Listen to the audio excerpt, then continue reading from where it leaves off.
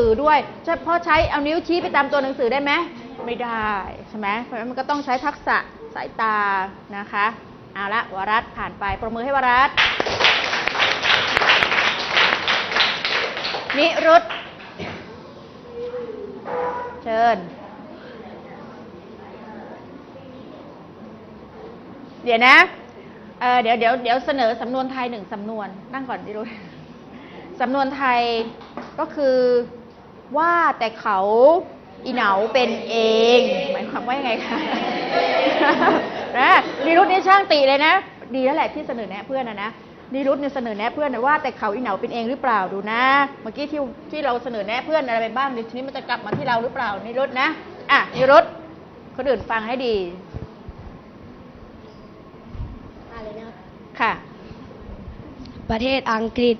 ได้เข้ามาติดต่อกับประเทศไทยเมื่อครั้งกรุงศรีอยุธยาเป็นราชธานีตั้งแต่ปีพุทธศักราช 2155 และในพระราชกำหนดสมัยสมเด็จพระเจ้าเอกาทศรสก็ยังได้กล่าวถึงประเทศอังกฤษชาวอังกฤษที่เข้ามาเจริญสัมพันธ์ไมตรีและเข้ามาค้าขายกับคนไทยได้น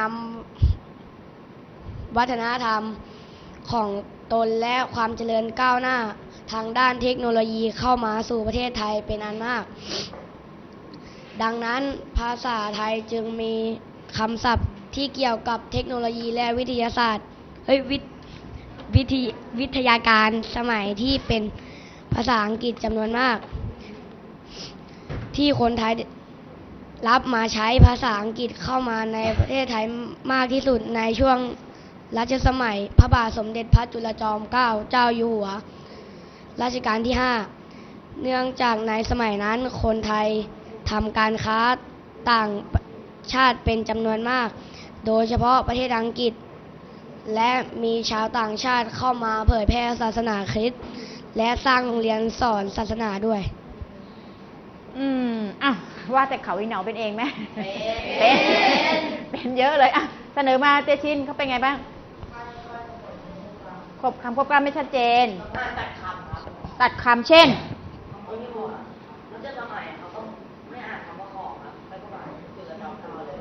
ใช่และสร้างโรงเรียนคำว่าโรงก็ออกไม่ชัดนะสร้างได้ยินแต่อะไรเลยนะเรียนอย่างเดียวเลยยังไงอีกอ่านติดขัดไม่ออกเรือเลยเธอไม่ออกเรือเพื่อนบอกว่าเธอไม่ออกเรือเลยนะรอเรือไม่ค่อยชัดเจนวรัตน์ใช่ตัวนี้ถ้าอ่านผิดต้องทำไมคะขออภัยครับแล้วอ่านใหม่ให้ถูกนะคะสุกัญญาภาเติมคำเช่น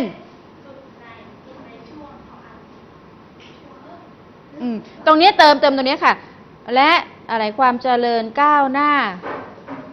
ทางเทคโนโลยีเขาเติมด้านก็ไปคำหนึ่ง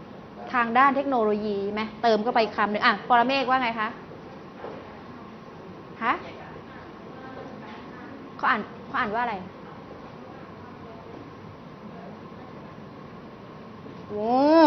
นี่เธอ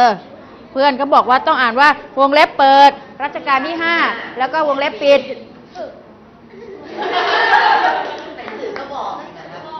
หลักการอ่านเครื่องหมายวรรคตอนใช่ไหมคะต้องอ่านถ้าเจอเครื่องหมายคำพูดก็ต้องอ่านว่าอัญญประกาศเปิดอัญญประกาศปิดเขาเสนอแนะยังจะเถียงก็อีกแหมผมไม่รู้ได้ยังไงนะคะก็คุณครูบอกแล้วว่าเราต้องอ่านในใจก่อนสำรวจก่อนใช่ไหมยอมรับไหมจะมาเถียงอีกนะเถียงอีกด้วยว่าไงคะก็อ่านแล้วรู้ใช่ไหมแล้วรู้แล้วทำไมไม่แก้ไขล่ะคะกะว่าไม่มีใครเห็นใช่ไหมกะว่าดำน้ำไปเลยไม่มีใครรู้แต่เพื่อนก็รู้เห็นไหมปรบมือให้กับนิรุตตัวอย่างที่3มา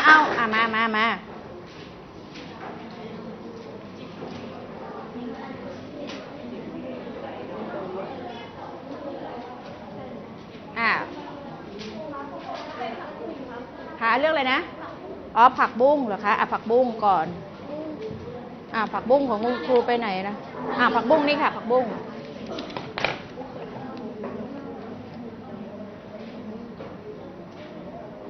ผักบุ้งผู้ฟังพร้อมเมษาพร้อมไหมคะเดี๋ยวเมษาจะอ่านต่อไปนะคนต่อไปพร้อมหรือยังตั้งใจดูค่ะว่าเพื่อนบกพร่องตรงไหนเราช่วยกันเสนอแนะนะคะเริ่มต้นผักบุ้งชายน้ำทอดยาวชูดอกงามทักทายสายลมอยู่ไหวๆปลุกดวงดาวสีม่วงที่หลับไหลอยู่ใจกลางดอกให้ลืมตาตื่นแต้มแต่งพื้นดินและพื้นน้ำให้งดงามด้วยสีม่วงขาวพราวตาด้วยความที่เป็นพันไม้เลื้อยไหลไปตามน้ำตามดินไม่ชูต้นไต่ตรงขึ้นสู่ฟ้าหรือเลาะเลี้ยวเกี่ยวหลักเหมือนเช่นไม้เถาชนิดอื่นผักบุ้งจึงมีชื่อเรียกอีกอย่างหนึ่งว่าผักทอดยอดฟังดูนุ่มนวลเนิบช้าและอ่อนโยนสมชื่อสมอาการยิ่งนักอ่านได้นุ่มนวลเนิบช้าและอ่อนโยนยิ่งนักใช่ไหมเปล่าถูกแล้วหนูอ่านถูกแล้วแต่คุณครูย้ำเล่นๆสนุกเดี๋ยวอย่าเพิ่งไปทีคะรับชมข้อเสนอแนะมียกมือหลายคนปวิตา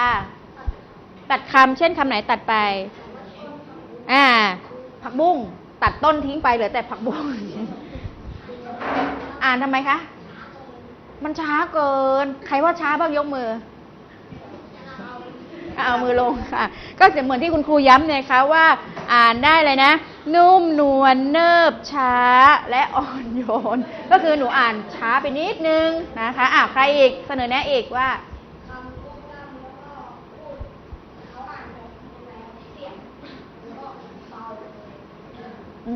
นะคะเบาไปใครอีกเดี๋ยวถามหน่อยว่าน้ำเสียงน่าฟังไหมแต่มันทำไมน่าฟังแต่มันทำไมไปคะมันไม่เป็นธรรมชาติใช่ไหมมันอ่านแบบอ่านน่ะอ่านแบบอ่านไม่ได้อ่านแบบพูดนะคะปรบมือให้เพื่อนสุดท้ายเรื่องอะไรคะนอกครูนะมาเชิญนอกครูนอกครู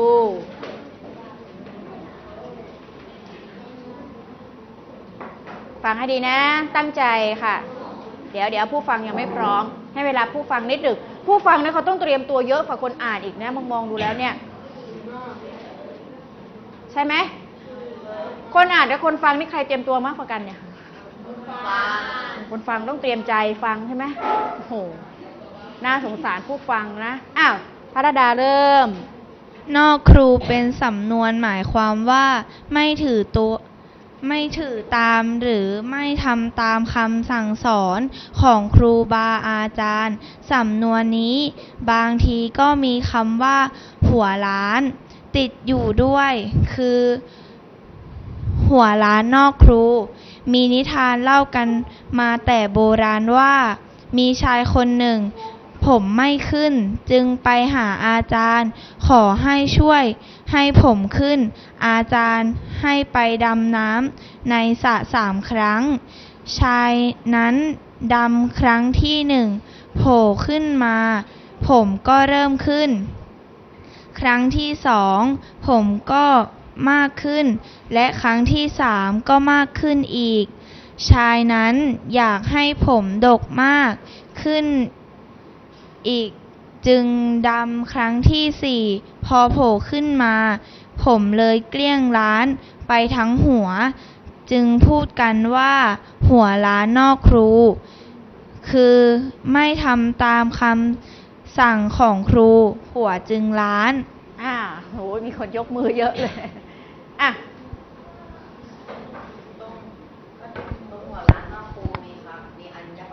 มีเครื่องหมายอัญญประกาศคือเครื่องหมายคำพูดเวลาอ่านต้องอ่านว่า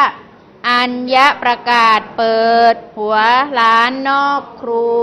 อัญญประกาศปิดใช่ไหมต่อไป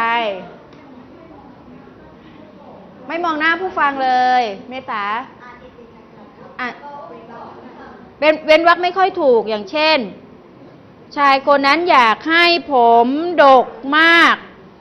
แล้วก็วรรคมานิดหนึ่งแล้วก็ไปขึ้นจริงๆแล้วคำว่ามากขึ้นมันต้องทำไมกันติดกันวีรพัฒน์อ่านช้าแต่ว่าก็ถามว่าช้าไหม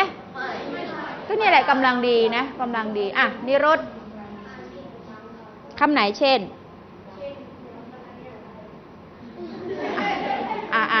ตรงไหนเอาหลักฐานมายืนยันไม่ถือตามหรือไม่ทำตามคำสั่งตรงนี้คุณครูก็วงไว้เหมือนกันนะคะปรบมือให้กับเพื่อน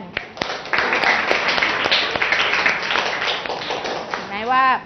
การอ่านออกเสียงเป็นสิ่งที่สำคัญไหมสำคัญไหมคะสำคัญเพราะฉะนั้นเวลาอ่านเนี่ยเราจะต้องระมัดระวังนะคะต้องระมัดระวังในทุกเรื่องเลย1เริ่มตั้งแต่บุคลิกของเราคือเวลาอ่านน้ำเสียงสายตาต้องมองไปที่ผู้ฟังนะคะการอ่านจะต้องมีสมาธิแบ่งวรรคตอนให้ถูกอ่านให้ถูกไม่เพิ่มคำไม่ตัดคำน้ำเสียงที่ออกไปต้องเสียงดังฟังชัดต้องระมัดระวังในเรื่องของคำควบกล้ำเวลานักเรียนอ่านในใจไปเจอรอเรือนักเรียนกระดกลิ้นไหมไม่ต้องใช่ไหมแต่เวลาเราอ่านออกเสียงต้องระมัดระวังทุกเรื่องเลยนะคะเพราะฉะนั้นถือว่าเป็นทักษะที่มีความสำคัญเราต้องฝึกบ่อยๆนะคะต้องฝึกบ่อยๆค่ะเอาละค่ะวันนี้หมดเวลาแล้วค่ะสวัสดีค่ะ